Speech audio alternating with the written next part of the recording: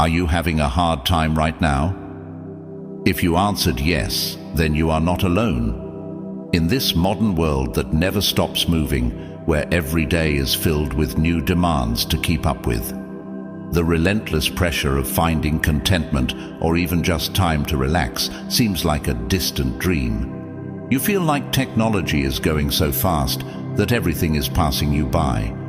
Where life used to be simple, it has now become so complicated. In fact, you are envious of the old times that your grandparents lived in with very few choices and where hard work actually seemed to pay off. But what if I told you that it is possible to invite more tranquility into your life? You can make a complete transformation in your life, not overnight, but with small changes that will eventually bring more contentment to you. How is this possible? Let's talk about Stoicism. You may wonder how this ancient philosophy that came to life over 2,000 years ago is still relevant to helping us cope with modern chaos in life. If you open your heart to the world of Stoicism, it may take some time, but slowly you will see positive changes happening in your life. That will help you to sail through life's turbulent waters with courage and resilience. One of the most powerful and life-changing principles is about mastering the art of control. This isn't about gaining control over others or the circumstances we find ourselves in. Rather, it's about understanding what is truly within our grasp, our thoughts, our reactions, and our actions. Think about it. How often do we find ourselves feeling frustrated or upset over things we simply cannot change? Maybe it's the weather ruining our weekend plans, or a friend running late to a meetup. Our natural inclination might be to let these external events disturb our peace. Think of life like a grand circus, and you are the ringleader, tasked with the responsibility of orchestrating the intricate dance of your own existence. Being in control offers you a path to regain command of your destiny amidst the chaotic tapestry of the human experience. Picture yourself as the skilled tightrope walker, carefully navigating the precarious wire of life's challenges, maintaining balance and composure in the face of adversity. Start by taming the unruly lion of your thoughts, training your mind to focus on what you can control and letting go of what you cannot, just as a lion tamer commands respect through discipline and unwavering resolve. Embrace the role of the juggler, deftly maneuvering the various aspects of your life, work, relationships, health, and personal growth with grace and precision, understanding that sometimes you may stumble, but the key is to pick yourself up and continue the act. Like the acrobat who defies gravity with each calculated move, practice the art of resilience, bending but not breaking in the face of life's tumultuous winds. Seek wisdom from the wise old elephant who has witnessed countless performances and understands the ephemeral nature of both triumphs and tribulations. And finally, remember that the greatest shows are those that evoke a spectrum of emotions: laughter, tears, awe, and reflection. For it is in embracing the full complexity of the human experience that we find the strength to master our own extraordinary circus. This, my friends, is all about you and mastering the art of control in your life, using Stoicism to empower you. Remember that tomorrow is a new day. What is the first thing that you must do? Start by taking ownership of your morning. You might not be a morning person. In fact, you might actually dread the mornings. But tomorrow will be different. Remember, you are going to take charge. Let's briefly touch on Marcus Aurelius. It is clear in his writings that he was not a fan of the sun rising, knowing it means time to get up and start the day.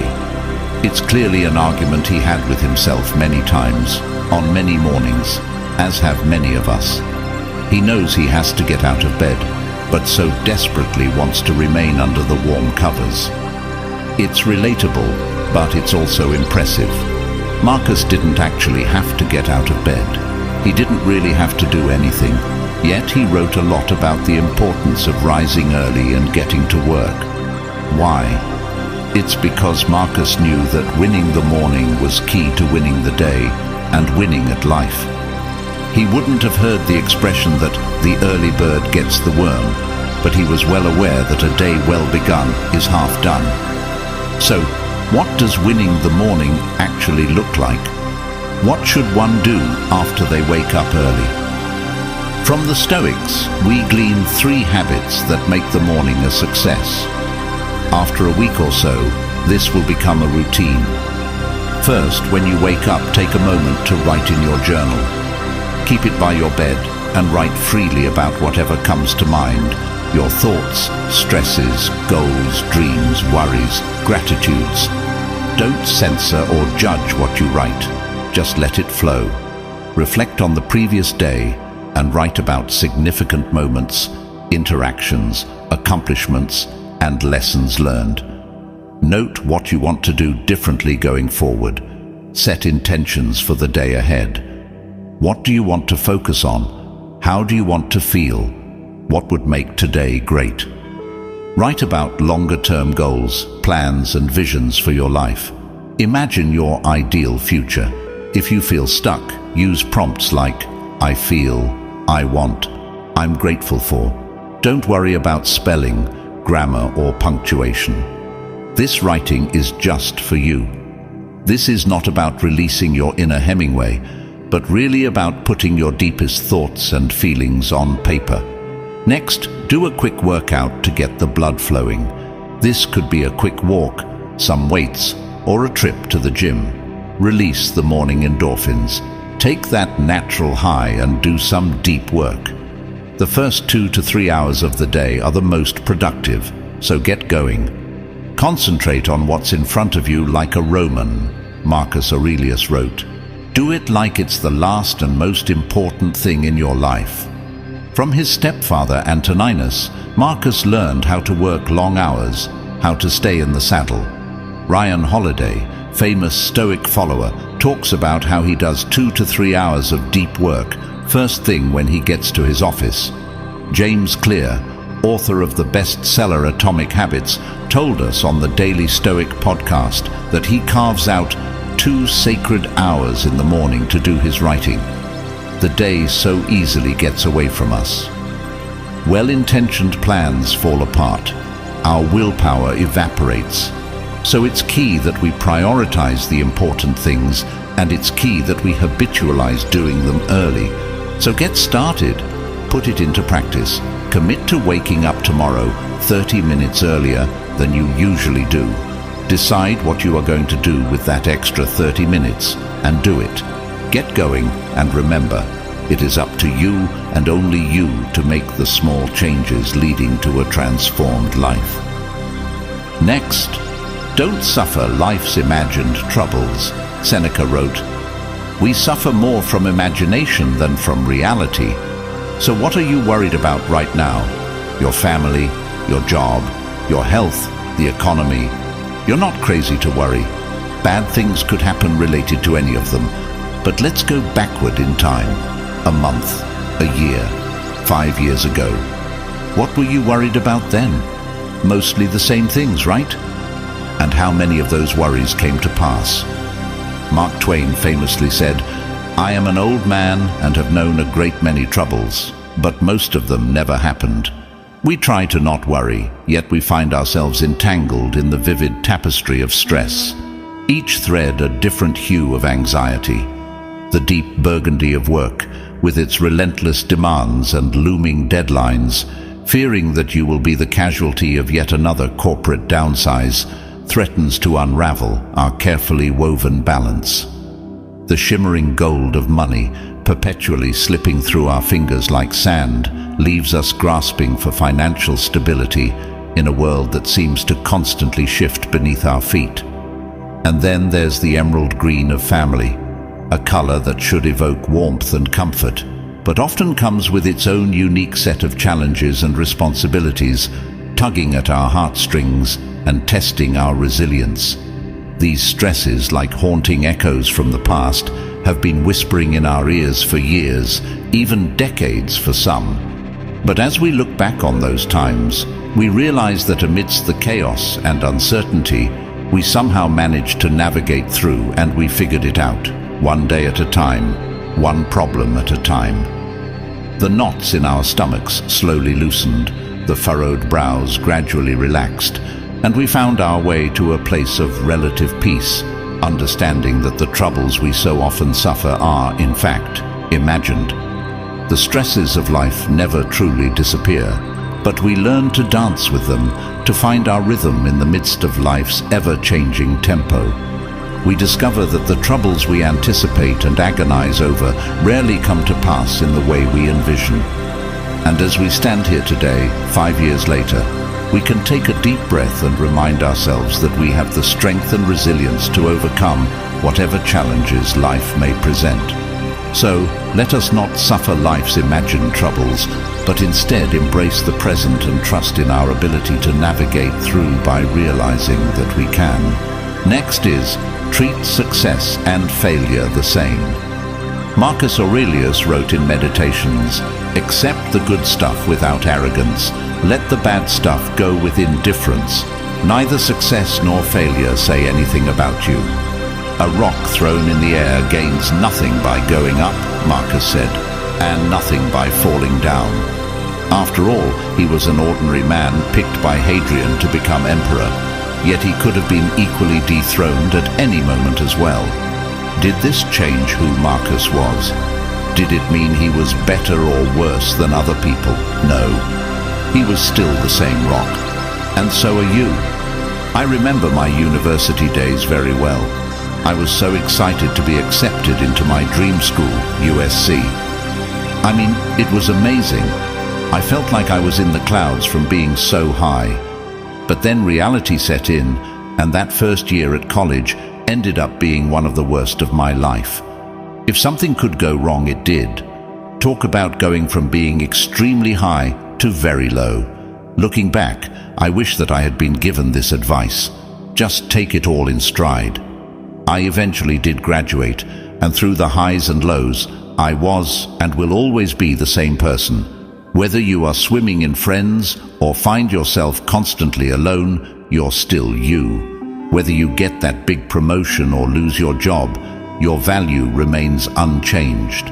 Whether you drive a fancy car or a plain ordinary one, it doesn't define who you are. The question is how we're going to respond to these swings of fate. Remember, success is not final. Failure is not fatal. It is the courage to continue that counts. Spoken by Winston Churchill. You're the same. Success or failure, highs and lows, they don't change you. They are outside you. These are indifferents. You stay the same. Put it into practice. Greet anything and everything that life throws at you today, the highs and the lows, the same way. Start now. Last, embrace challenges as opportunities. Are you stuck in a place where you face problem after problem and the road ahead looks like it's filled with nothing but hardships and setbacks? It's not enough that you lost your job, but your car has also decided to act up. Or you are grieving the loss of someone important in your life, wondering how you can go on without them. Well, as philosopher Friedrich Nietzsche once stated, out of life's school of war, what doesn't kill me makes me stronger. Or Seneca once referenced, difficulties strengthen the mind as labor does the body. When faced with a challenge, there is only one choice. You must reframe it as a chance to learn, develop new skills, and push yourself beyond your comfort zone. This mindset has been embodied by countless successful individuals, such as Thomas Edison, J.K. Rowling, and Oprah Winfrey, who all encountered significant challenges but persevered to achieve their goals. Sit down, pen in hand, and start small. Write down your challenges. By doing this, you are taking control of them. Break each one down into smaller tasks. Then start creating a plan of action. If you need help, get it. Meet up with a friend for coffee or lunch and talk through this. Staying motivated during prolonged or difficult challenges can be accomplished by keeping your end goal in mind, celebrating small victories, and maintaining a positive attitude. While it may seem difficult to view setbacks and obstacles in a positive light, there are countless examples of people who have done just that and achieved remarkable success as a result. Think about Bethany Hamilton's story. Despite losing her left arm in a tragic shark attack at a young age, she refused to let this setback define her or destroy her passion for surfing. Instead, she viewed the challenge as an opportunity to develop new techniques, overcome limitations, and inspire others facing their own difficulties. Her unwavering determination and positive outlook enabled her to not only continue pursuing her dreams, but also to achieve great success.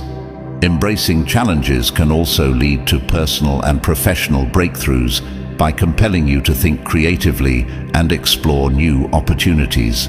Common mental barriers, such as fear of failure and self-doubt, can be surmounted by practicing self-compassion, focusing on growth, and reframing negative thoughts. Ultimately, the lessons learned from embracing challenges can be applied to future obstacles, allowing you to leverage the skills and resilience gained from previous experiences to confront new challenges with confidence and determination, just as the Stoics advised. My friends, thank you for your time today. If you wish to hear more about Stoicism, please don't hesitate to like and subscribe. Have a great Stoic day, filled with courage and resilience.